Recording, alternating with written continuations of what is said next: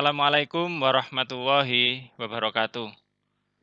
Waalaikumsalam warahmatullahi wabarakatuh. Apa kabar anak-anakku semua hari ini? 10.54? Alhamdulillah baik, Pak.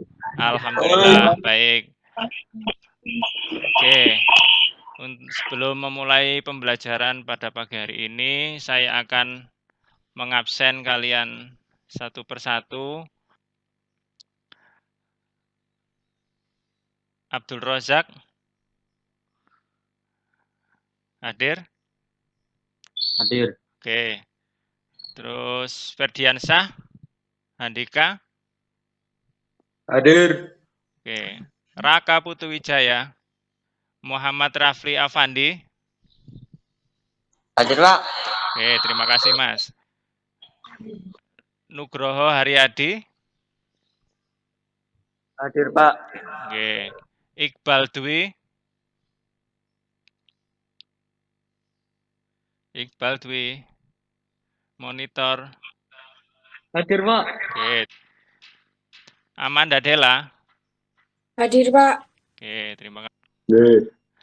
Jadi, materi kali ini saya akan membahas tentang interaksi pengguna komputer. Sebelum ke materi inti ini, saya ingin tahu dari sini yang menggunakan komputer itu tujuannya untuk apa sih? Siapa sih pengguna komputer itu? Pengguna komputer yaitu manusia. Saya, kalian, kalau kita memakai komputer itu yang termasuk menggunakan kan kita. Mengapa kok kita menggunakan komputer? Untuk mempermudah pekerjaan manusia. Ya. Jadi kalau kita memanfaatkan komputer, misalnya kalau di situ ada teks yang banyak nih. Kalau ada yang teks yang banyak, tidak mungkin kan kita selama ini nyatet terus. Data itu kita ketikkan di aplikasi pengolah kata. Kita bisa manfaatkan untuk itu, kita bisa simpan, kita bisa copy, kita bisa paste di situ. Nanti akhirnya mengurangi beban kerja kita. Dulu pada saat saya Oke, saya lanjutkan. Nah, ini jadi interaksi pengguna komputer di sini ada kompetensi dasar yang harus kalian kuasai, ada indikator pencapaian kompetensi. KD-nya adalah memahami interaksi antara perangkat keras, perangkat lunak, dan pengguna. Nanti indikator pencapaian kompetensi adalah menjelaskan interaksi antara pengguna komputer. Kemudian melakukan interaksi, KD-nya melakukan interaksi transfer data antara dua atau lebih perangkat yang berbeda. Nanti keterampilan yang harus kalian kuasai adalah indikator pencapaian kompetensi, menjelaskan interaksi antara dua atau lebih perangkat yang berbeda, melakukan interaksi, koneksi, instalasi atau antara dua atau lebih perangkat yang berbeda. Jadi kalian nanti akan saya ajari bagaimana cara untuk menginstal. Saya akan mengajari nanti bagaimana untuk menginstal salah satu hardware. Jadi di sini yang mengolah apapun bentuk hardware-nya, software-nya, nanti yang mengendalikan adalah user atau pengguna komputer. Nah, saya sampaikan dulu. Pak, apa sih Pak pentingnya belajar tentang komputer ini, interaksi komputer ini? Yang pertama, nanti di tujuan pembelajaran nanti melalui presentasi interaktif dan tanya jawab. Nanti ketika saya presentasi ada komunikasi. Saya jelaskan, kalau memang ada yang tidak ngerti, silakan ditanyakan kepada saya. Jadi nanti harapan pembelajaran saya pada materi ini, peserta didik mampu menjelaskan pengertian pengguna komputer beserta kompetensi dan keahliannya dengan percaya diri. Jadi nanti saya akan menyebutkan beberapa contoh siapa saja pengguna komputer, nanti ada 4, nanti saya jelaskan apa kompetensi yang harus dikuasai, keahliannya harus menguasai software yang dikuasai itu apa, nanti saya jelaskan. Kemudian melalui presentasi interaktif dan tanya jawab mampu menjelaskan interaksi antara dua perangkat lebih yang berbeda. Melalui simulasi tayangan video pembelajaran, nanti ada saya sertakan beberapa video, silakan ditonton. Kalau nggak ngerti nanti apa yang kalian dapat di situ nanti, silakan untuk dipraktekkan ketika kalian nanti mempunyai perangkat keras baru, kalian bisa menginstal sendiri. Itu harapan saya. Halo, apakah masih terdengar jelas suara saya sebelum saya lanjutkan ke materi pengantar nanti? Jelas. Oke, saya Jelas. lanjutkan ya. Bisa saya lanjutkan ya? Oke. Oke. Selanjutnya, saya ingin tanya kepada satu kelas di sini. Adakah salah satu dari kalian yang bercita-cita untuk menjadi ahli IT? Ahli IT itu yang bisa menguasai teknologi. Senang dengan, jangan senang game loh ya. Ada yang senang game dari kelas ini? Hobi gamers. Jadi selama tidak apa-apa kalau memang Pak seneng game. iya, biasanya kalau dijadikan hiburan saja tidak masalah. Ada yang senang dengerin musik, ada yang sekedar hanya lihat YouTube. Itu saja kan sebagai hiburan atau sebagai pengguna. Mudah-mudahan harapan saya setelah lulus SMA nanti ada yang mempunyai cita-cita, Pak, saya Pak ingin jadi programmer.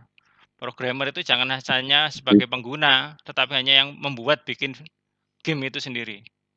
Jadi kalian nanti bisa punya kompetensi, punya keahlian dibutuhkan di perusahaan untuk membuat software atau aplikasi yang dibutuhkan oleh perusahaan atau bagian produksi. Itu. Apa saja kompetensi yang dikuasai oleh ahli IT? Ya, biasanya kompetensinya ini biasanya kalau programmer ya setelah lulus SMA nanti dia akan meneruskan kuliah di S1-nya. S1-nya bisa teknik informatika, bisa sistem informasi, bisa yang berhubungan dengan komputer lainnya. Yang ketiga, ada yang bisa jawab ini. Mengapa pada zaman sekarang ini orang harus menguasai IT? Ayo, mengapa? Paling enggak kalau di contoh aplikasi sehari-hari, kenapa kok orang harus bisa menguasai HP yang digunakan? Mohon salah satu ada yang menjawab.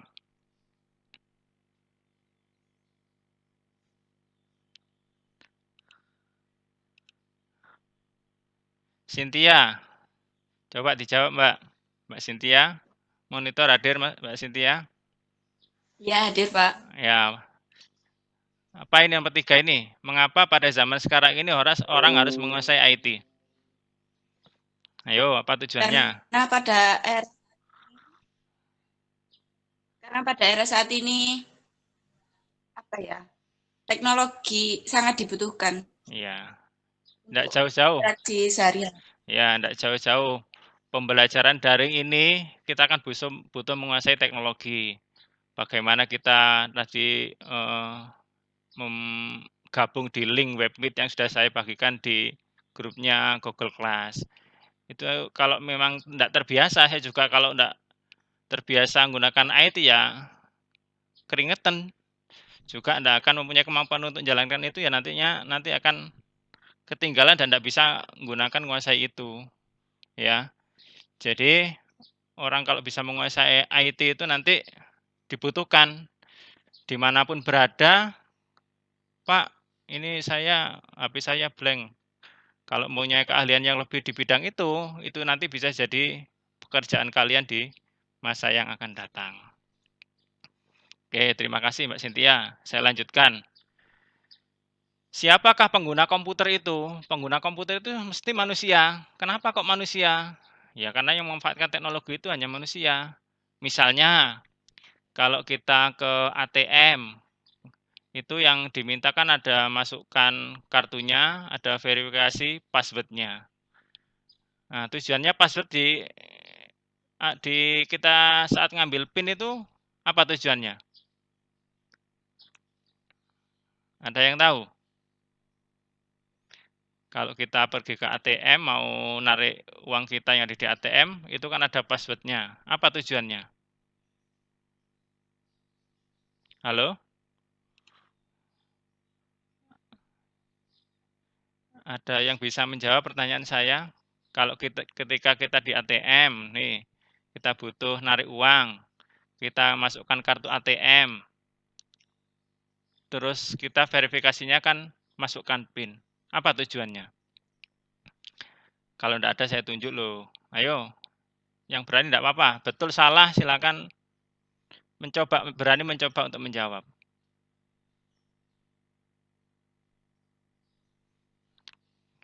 Oke, Mas Iqbal. Mas Iqbal ada monitor.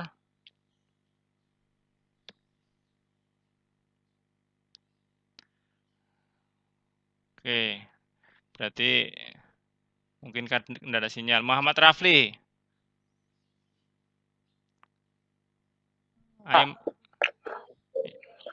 Ya, apa Mas? Kalau kita ke ATM, kita pasti masukkan passwordnya. Tujuannya apa?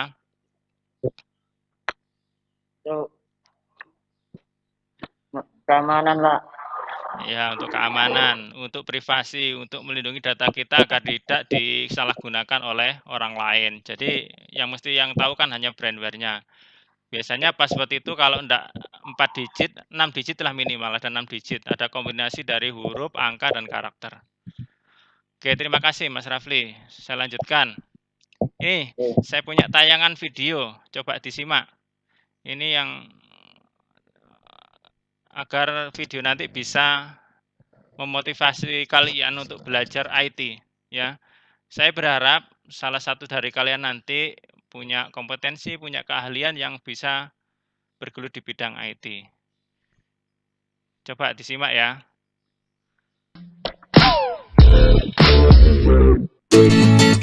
Tujuh keahlian IT yang banyak dicari hingga saat ini. Di era saat ini, perkembangan dunia teknologi sangatlah cepat. Sumber daya manusia yang ada pun mengikuti pergerakan kemajuan di bidang IT yang cakupannya sangat luas. Memang, orang yang bergelut di dunia IT sangat diperlukan karena di setiap perusahaan pasti membutuhkan seorang IT. Namun, orang yang bergelut di dunia IT ini dituntut untuk selalu memperbarui ilmu pengetahuan karena perkembangan teknologi yang sangat pesat itu tadi. Sebelum subscribe channelnya ya. Oke, kita lanjut.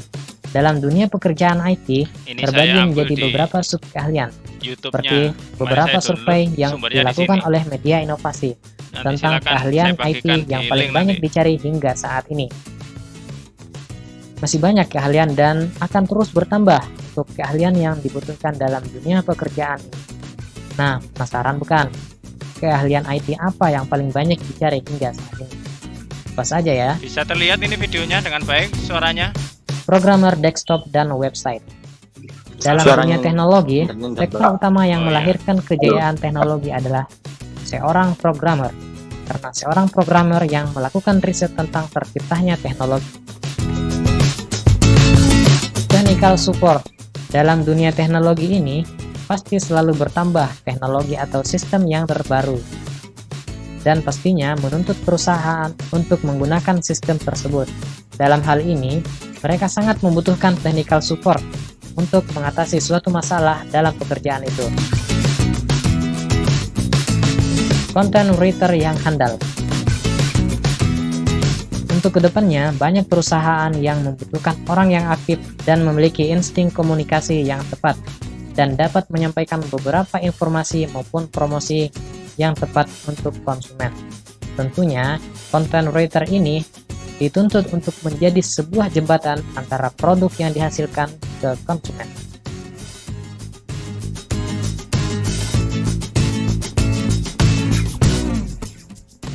Teknologi jaringan. Hampir di setiap tempat sekarang ini selalu terkoneksi dengan yang namanya Wi-Fi. Nah, karena itu, untuk Anda yang memang ahli dalam bidang IT, sangat dibutuhkan guna tetap terkoneksi dengan jaringan yang ada.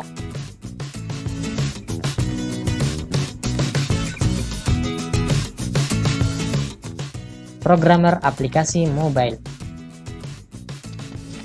Untuk sekarang ini masih cenderung ke aplikasi mobile Android, karena di samping sistem operasi ini mengusung open source, jadi banyak yang menggunakannya serta mengembangkannya. Dan programmer Android ini tergolong masih kecil di Indonesia, maka memang banyak perusahaan yang dibutuhkan orang yang memang kompeten di bidang Android ini.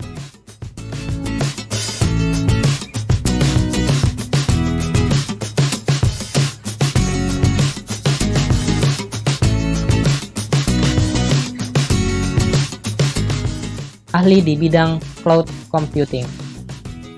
Semakin berkembangnya teknologi di Indonesia ini, maka semakin banyak juga perusahaan yang beralih ke sistem yang lebih baik dan lebih aman, seperti halnya sistem cloud computing atau komputasi awan, yang memang semakin disukai perusahaan, dan dibalik itu semua, orang yang ahli di bidang ini sangat diperlukan guna menunjang jalannya sistem ini. Terlebih dari itu, cloud computing ini sangat dibutuhkan dengan data perusahaan, jadi benar-benar membutuhkan tenaga yang ahli.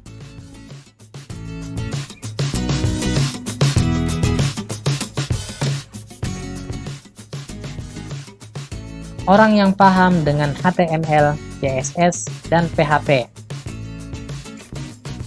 Untuk divisi ini berbeda dengan web programmer. Orang yang memiliki kemampuan ini Sudah, itu tadi tidak saya tampilkan karena sudah terlalu banyak. Nama Karina. Oke, silakan dicoba dijawab apa. Kalau programmer itu apa? Kalau developer itu apa? Developer adalah pekerjaan yang berada satu tingkat di atas programmer. Oke. Seorang developer bisa diartikan sebagai programmer yang lebih terlatih. Oke. Programmer merupakan pekerjaan seseorang dengan keahlian memahami bahasa pemrograman dalam sebuah sistem komputer.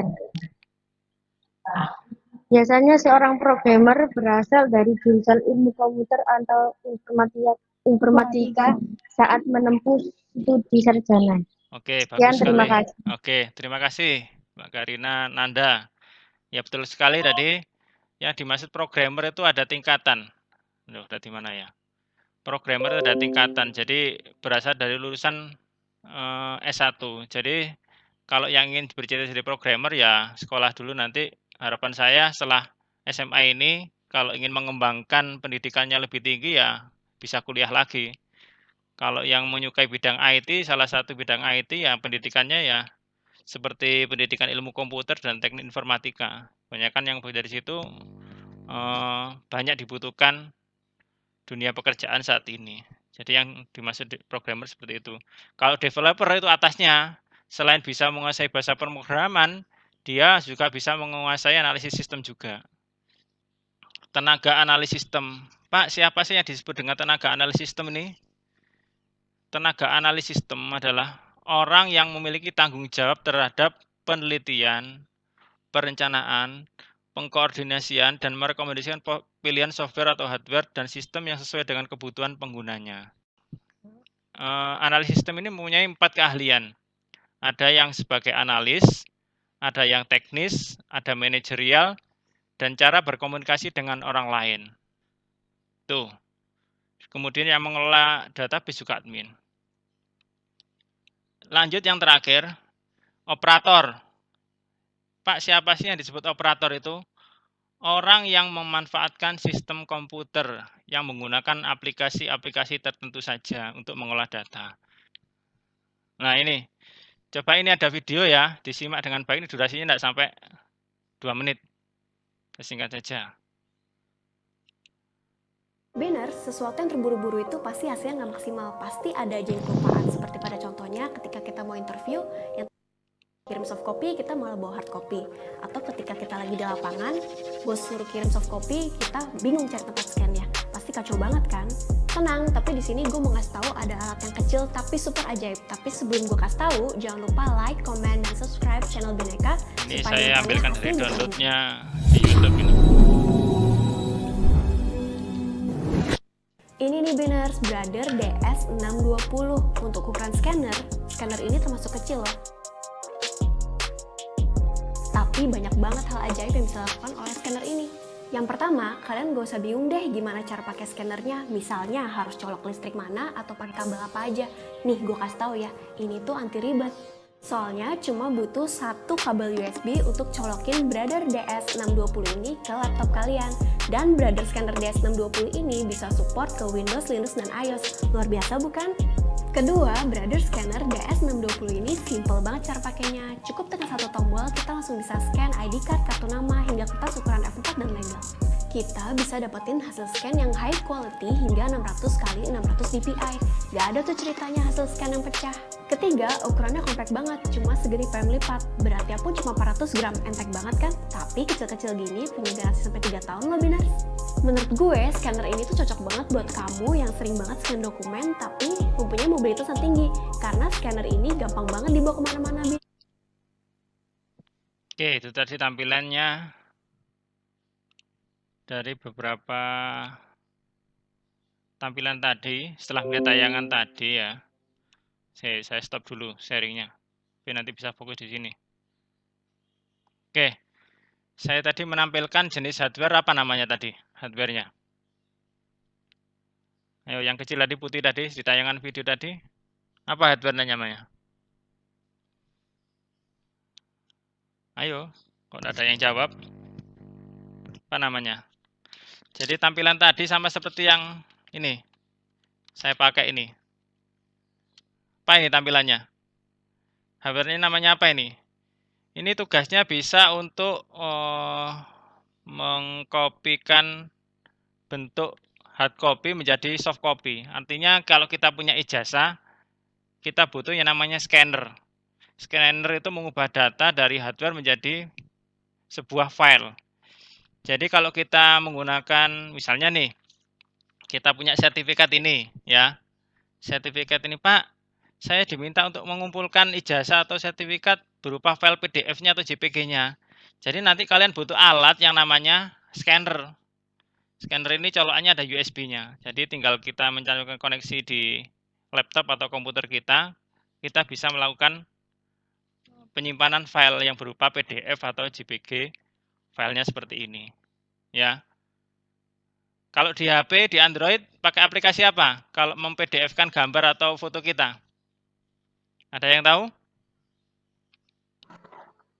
Pakai cam scanner, Pak. Ya, pakai cam scanner itu yang umum. Oke. Sama fungsinya. Jadi kalau kita namanya membutuhkan file dari hard copy kita, kalau kita butuh softwarenya menggunakan cam scanner boleh. Bisa untuk menggabungkan PDF-nya, bisa untuk memisahkan PDF, mengkompres PDF itu ada di cam scanner. Jadi usahakan dari HP milik kalian, ada Android kalian itu bisa digunakan untuk men-scan. Ya. Kalau saya tampilkan di sini di materi, bentar. Oke, itu tadi sudah saya tampilkan cara untuk menginstal atau menggunakan program namanya scanner tadi.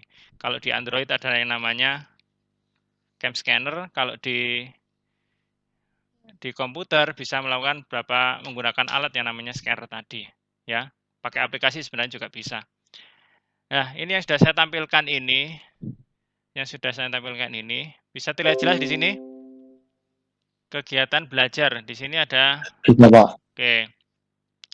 Nanti silakan ada 4 anak satu-satu masing-masing menjelaskan ini.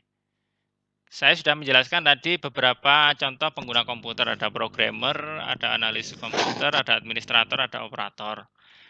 Nah, keempat ini, tenaga pengguna komputer ini, atau ahli IT ini, butuh kompetensi atau pendidikan yang dimiliki itu pendidikan apa?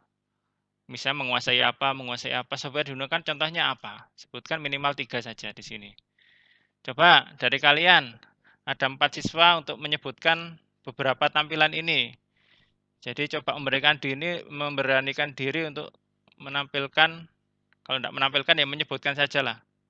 Kalau yang tidak berani tampil ya disebutkan, Pak, programmer itu harus menguasai ini. Saya sudah bagikan kemarin di bahan ajar, sudah ada, saya terapkan di LKPD saya. Jadi pembuatan LKPD ini adalah mengecek kemampuan belajar kalian. Coba dari sini, ada yang punya Pak menjawab. Milih, silakan. Pak, saya tahu programmer. Saya, Pak. Siapa namanya? Sebutkan nama, tak catatnya. Abdul Razak, Pak. Abdul Razak, ya Mas. Yang apa dulu ini? Kompeten. Programmer apa? Kompeten. Gimana? Oke, ya. Keahliannya apa? Sekaliannya harus dimiliki berbahasa Inggris. Ya, bisa berbahasa Inggris. Terus, Dokumentasi. oke. Membaca source code. Membaca sumber ya. Sumber atau bahasa programannya. Terus, software yang harus digunakan apa? Kemampuannya. B. Oke. Internet. Internet. Bisa menguasai Soket. Java. Oke. HTTPS.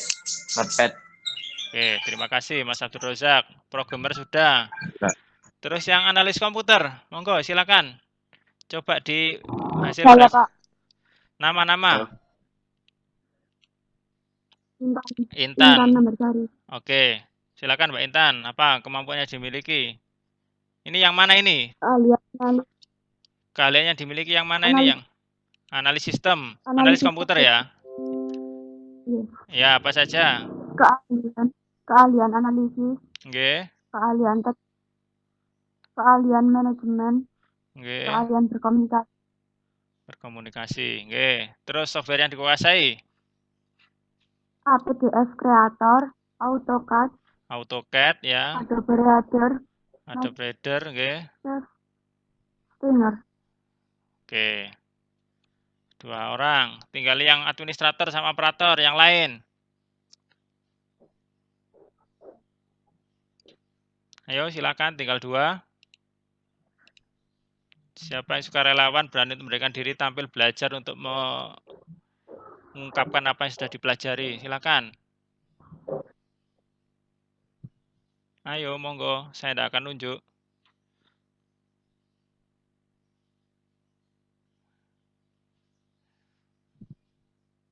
Ayo. Yang lain yang belum pernah ada suaranya ini.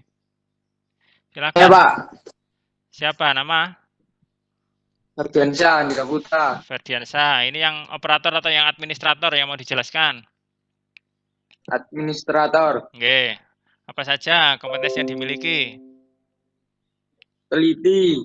Teliti, oke. Cekatan. Cekatan, oke. Kemampuan menghitung yang baik. Kemampuan menghitung yang baik. Sudah 3 saja. Terus itunya software yang dikuasai. Microsoft Office. Menguasai Office, oke. PDF Reader. Oke, PDF Reader. Terus Adobe Photoshop. ada Photoshop. Oke, terima kasih Mas Ferdiansyah. Terus satu lagi yang Ya, Pak. operator. Mohon sukarelawan. Beranikan diri Pak. untuk tampil. Ya, Nama? Pak. Nugroho Riyadi. Oke, silakan Mas Nugroho. Komputer atau pendidikan? Ya, apa kompetensinya? Teknik industri. Ada dari jurusan TI, terus teknik industri, terus.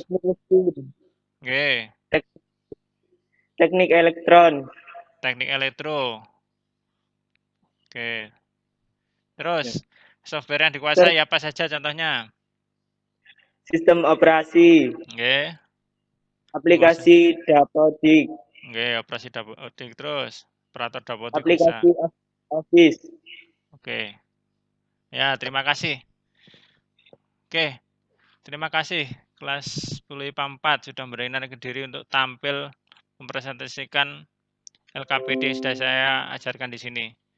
Oke, mulai dari Mas Abdul Razak, Mbak Intan, Ferdian, sama Mas Nugroho tadi ya. Oke, dari 4 pengguna komputer ini, mana yang solutifnya untuk memecahkan masalah? Yang dominan untuk memecahkan masalah yang mana? Dari keempat ini. Jadi semuanya ini punya keahlian yang berbeda. Tetapi yang berfokus untuk memecahkan ada troubleshooting, ada pemecahan masalah, itu ada di mananya? Analisis komputer, Pak. Ya, di analisis komputer. Oke, terima kasih. Kalau sudah saya stop screen dulu.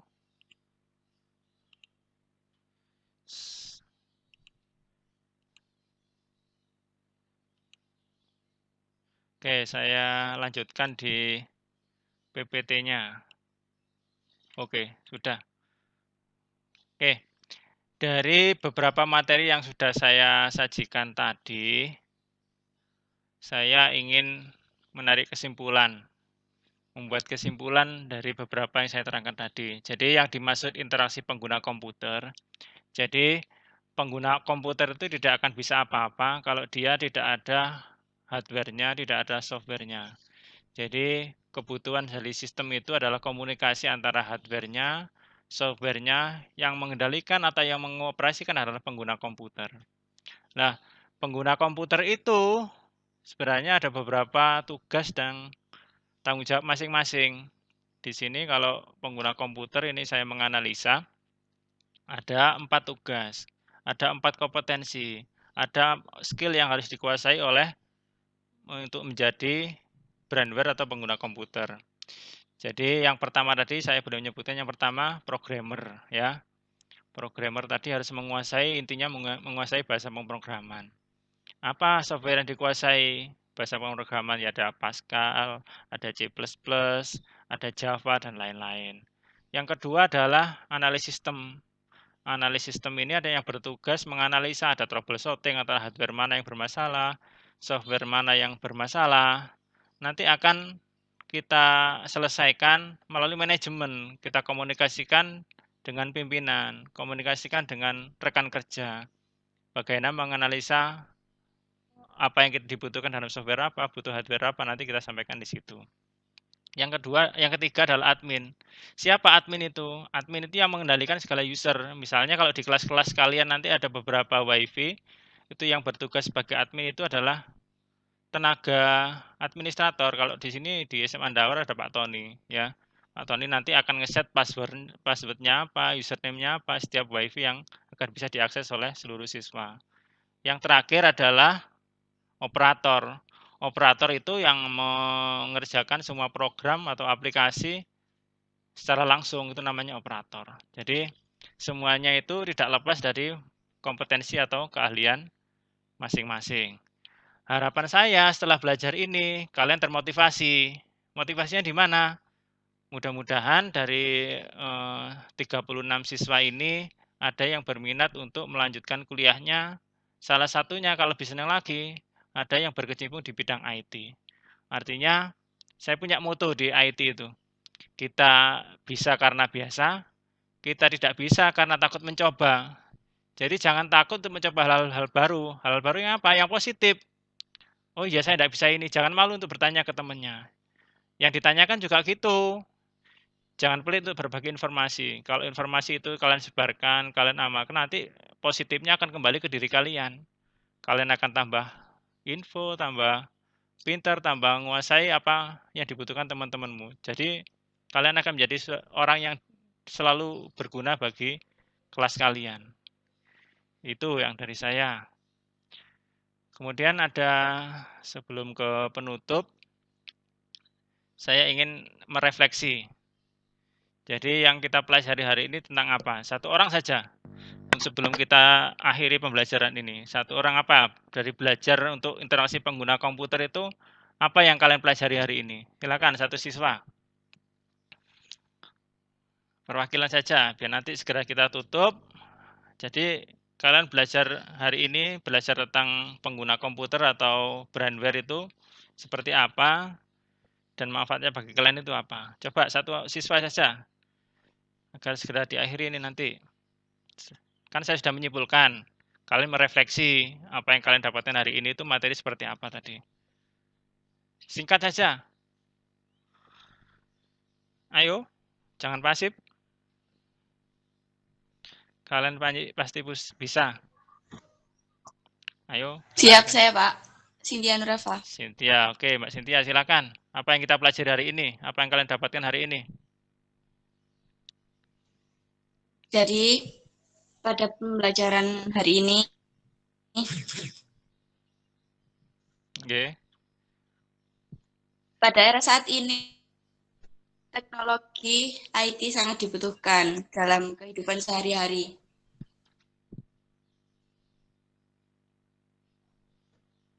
Oke, sudah? Ada tambahan? Ya, sudah Pak. Oke, terima kasih.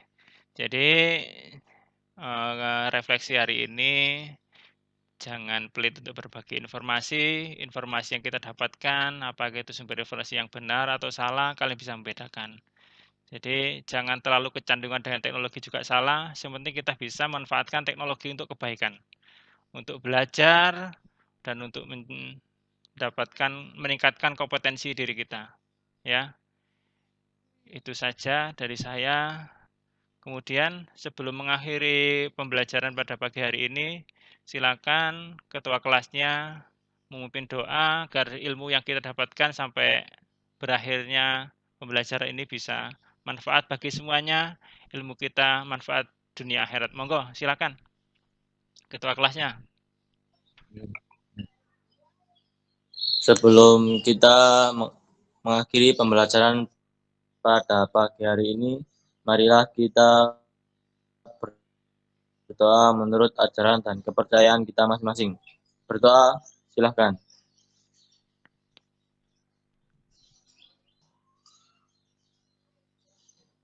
Berdoa selesai. Oke, terima kasih Mas Abdul Rozak. Jadi saya pesan semoga kesehatan, jaga kesehatan dengan menerapkan 3M ya. Menjaga jarak, memakai masker dan sering mencuci tangan. Hindari kerumunan. Mudah-mudahan pembelajaran kita tadi ada manfaatnya bagi saya dan bagi kalian khususnya. Dan untuk masa depan kalian, saya doakan masa depan kalian lebih baik. Jangan lupa terus belajar, taati protokol kesehatan. Terima kasih. Wassalamualaikum warahmatullahi wabarakatuh. Sampai jumpa. Waalaikumsalam. Waalaikumsalam warahmatullahi wabarakatuh.